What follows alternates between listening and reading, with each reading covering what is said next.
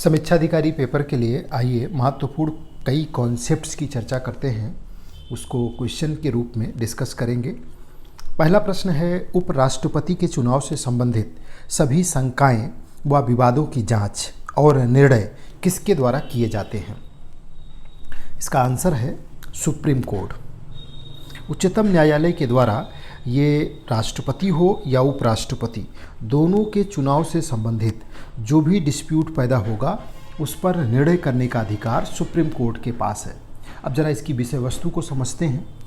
जो भारतीय संविधान का आर्टिकल है 71, आर्टिकल 71 में ही ये कहा गया है कि राष्ट्रपति और उपराष्ट्रपति दोनों के चुनाव से संबंधित कोई भी विवाद हो तो उसकी जांच, उस पर निर्णय देने की जो व्यवस्था है उसका अधिकार सुप्रीम कोर्ट के पास होगा और उसका जो निर्णय होगा वो अंतिम होगा और उसके पास ही ये विशेषाधिकार है।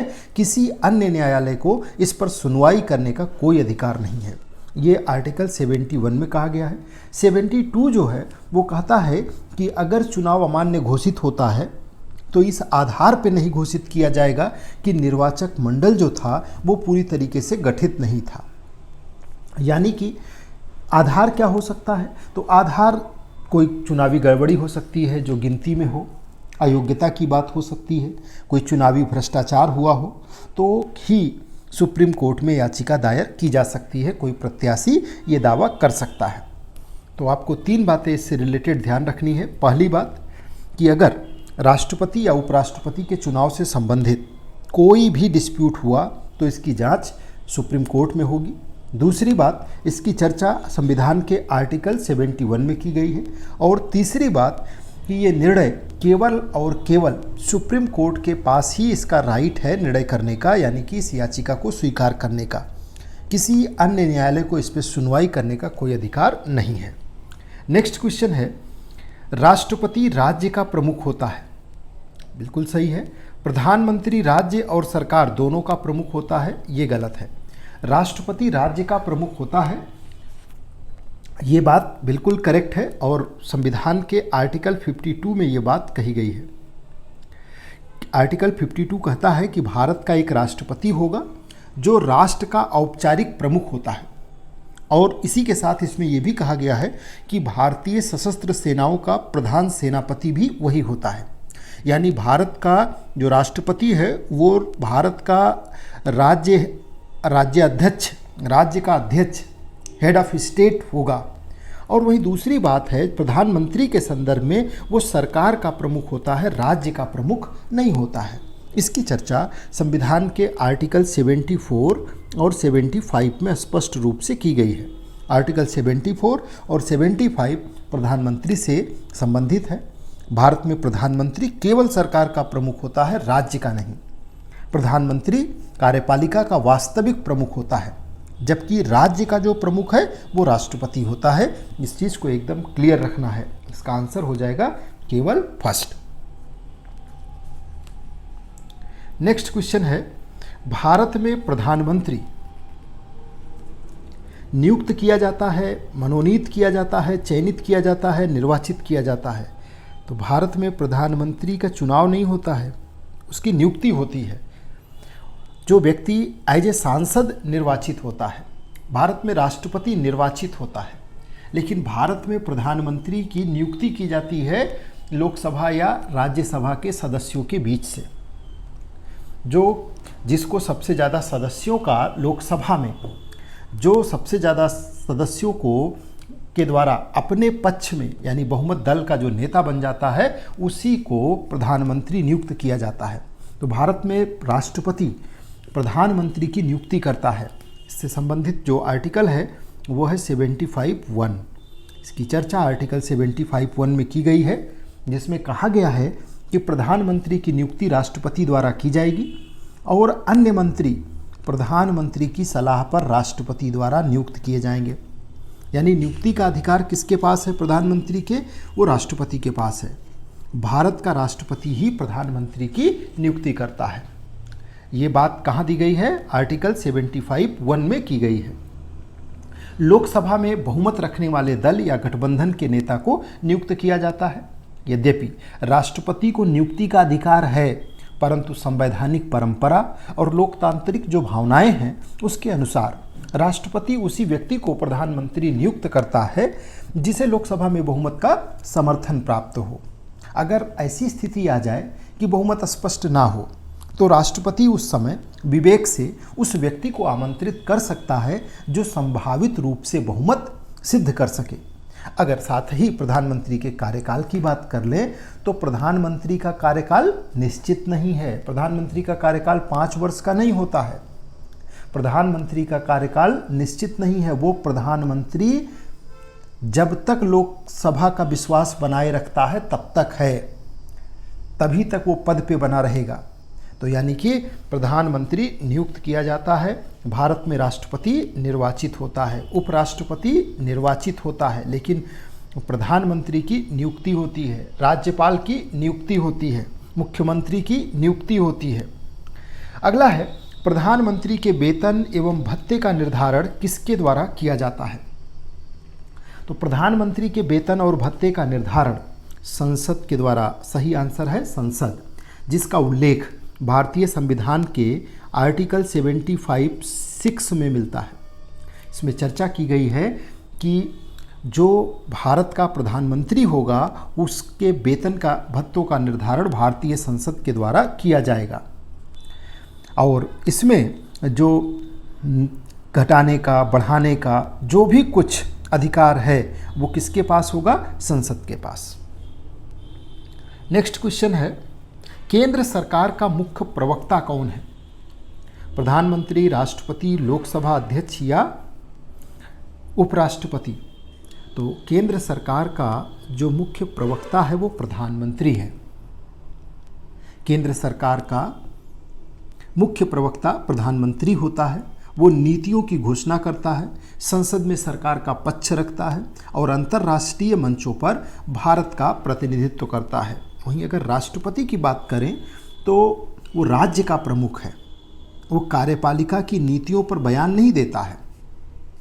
लोकसभा अध्यक्ष की बात करें तो इसका जो काम है वो संसद की कार्यवाही का संचालन करना है।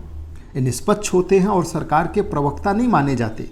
और इसी तरीके से जो उपराष्ट्रपति है ये राज्यसभा के सभापति होते हैं, पदेन सभापति होते हैं, सरकार के प्रवक्ता नहीं है। नेक्स्ट क्वेश्चन है, मंत्रिपरिषद लोकसभा के प्रति सामूहिक रूप से उत्तरदायी है। ये कथन बिल्कुल सही है। आर्टिकल 75(3) में इसकी चर्चा की गई है।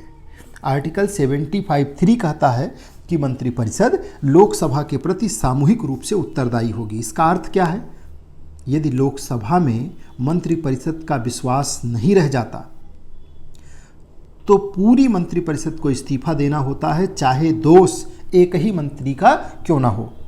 कोई मंत्री तभी तक पद पे बना रह सकता है जब तक कि वो राष्ट्रपति का प्रसाद पर्यंत, राष्ट्रपति की प्रसन्नता को प्राप्त करता है। प्लेजर ऑफ द प्रेसिडेंट, प्रधानमंत्री नहीं। दूसरा स्टेटमेंट गलत है।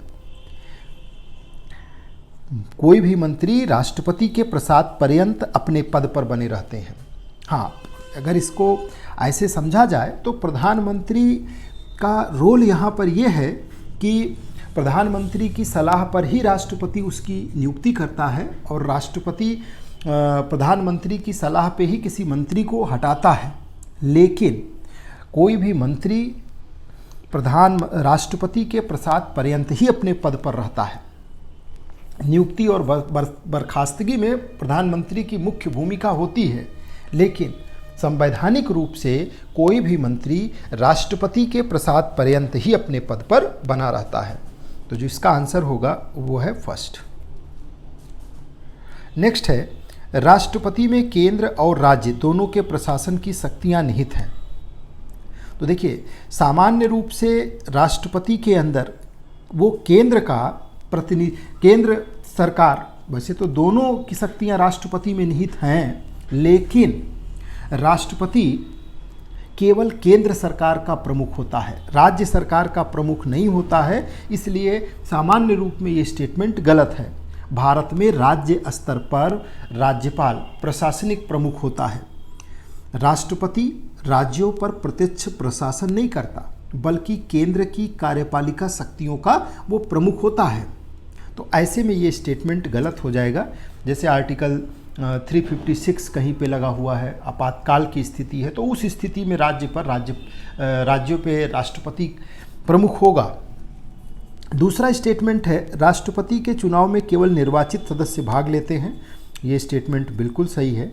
राष्ट्रपति के चुनाव में केवल इलेक्टेड मेंबर्स, लोकसभा के, राज्यसभा के और राज्यों की विधानसभाओं के, उसके अलावा अगर केंद्र शासित प्रदेश की विधानसभा है जैसे दिल्ली है, पुडुचेरी है, तो वहाँ के भी इलेक्टेड मेंबर्स ही भाग लेंगे। नेक्स्ट क्वेश्चन है सभा पटल पर सरकार की नीतियों की घोषणा कौन करता है? तो इसका आंसर होगा राष्ट्रपति। सभा पटल पर सरकार की नीतियों की घोषणा राष्ट्रपति द्वारा भारतीय संविधान के आर्टिकल 87(1) के तहत की जाती है। हर संसद के पहले सत्र में और प्रत्येक वर्ष के पहले सत्र में राष्ट्रपति दोनों सदनों को एक साथ संबोधित करता है और उन्हें सरकार की नीतियों और कार्यक्रम संबंधी सारी जानकारियां प्रोवाइड करता है। राष्ट्रपति का ये अभिभाषण वास्तव में मंत्रिपरिषद द्वारा तैयार किया गया भाषण होता है, परंतु संसद के समक्ष इसे राष्ट्रपति द्वारा ही प्रस्तुत किया जाता है। ये लोकतांत्रिक परंपरा का ऐसा हिस्सा है जिसमें सरकार, जो वर्तमान सरकार है, वो अपनी नीतियों, योजनाओं और जो भी उसका दृष्टिकोण है उन सब की वो औपचारिक घोषणा करती है। नेक्स्ट क्वेश्चन है निम्नलिखित कथनों पर विचार कीजिए। उपराष्ट्रपति अपनी 5 वर्ष की अवधि के उपरांत पद पर नहीं रह सकता। गलत है। संविधान का जो आर्टिकल है 67 वो ये कहता है कि उपराष्ट्रपति पदावधि समाप्त होने के बाद अगला उपराष्ट्रपति चुने जाने तक पद पर बना रहता है। यानी 5 साल पूरा होने के बाद भी जब तक नया उपराष्ट्रपति शपथ ना ले तब तक वो अपने पद पर बना रहता है। इसको खाली नहीं किया जा सकता क्योंकि वो राज्यसभा का पदेन सभापति है और राज्यसभा भी एक सतत चलने वाली संस्था है। दूसरी तरफ कोई भी व्यक्ति केवल 2 बार उपराष्ट्रपति बन सकता है, तो ये भी गलत है। कोई भी व्यक्ति सिर्फ 2 बार उपराष्ट्रपति नहीं बन सकता है, कितनी भी बार वो उपराष्ट्रपति बन सकता है। तो इसमें दोनों गलत हैं। आपका आंसर हो जाएगा डी, ना 1 और ना 2। अगला है संसद का पहला घंटा प्रश्नकाल का होता है। बिल्कुल सही है। जो संसद का पहला घंटा है 11 बजे से लेकर के 12 बजे तक का, ये प्रश्नकाल के लिए निर्धारित किया गया है। इसमें सांसद सरकार से प्रश्न पूछते हैं और मंत्री उत्तर देते हैं। ये लोकतांत्रिक उत्तरदायित्व का अहम हिस्सा है। शून्यकाल की प्रक्रिया ब्रिटिश संसद से ली गई है। ये गलत है। शून्यकाल, जिसको 0 आवर कहा जाता है, उसकी प्रक्रिया भारतीय संसद की परंपरा है, ना कि ब्रिटिश संसद से ली गई है। इसका उल्लेख एक आध बार पूछा गया है कि क्या 0 आवर का उल्लेख संविधान में किया गया है, तो ऐसा नहीं है। संविधान में इसका उल्लेख नहीं किया गया है। ये एक इनफॉर्मल व्यवस्था है जो भारत में कब से शुरू हुई है, 1962 से। और इसमें सांसद बिना पूर्व सूचना के किसी भी विषय को उठा सकते हैं। शून्यकाल 0 आवर्स में सांसद बिना पहले से कोई सूचना दिए, लोक महत्व का कोई भी विषय है तो बिना पूर्व सूचना के किसी भी विषय को इसमें उठा सकते हैं। तो ये कुछ पॉलिटी से रिलेटेड राष्ट्रपति, उपराष्ट्रपति और शासन व्यवस्था से रिलेटेड क्वेश्चंस थे जिनकी चर्चा आपके साथ की गई। जल्द ही नेक्स्ट क्वेश्चंस और कॉन्सेप्ट्स के साथ आपसे मिलते हैं।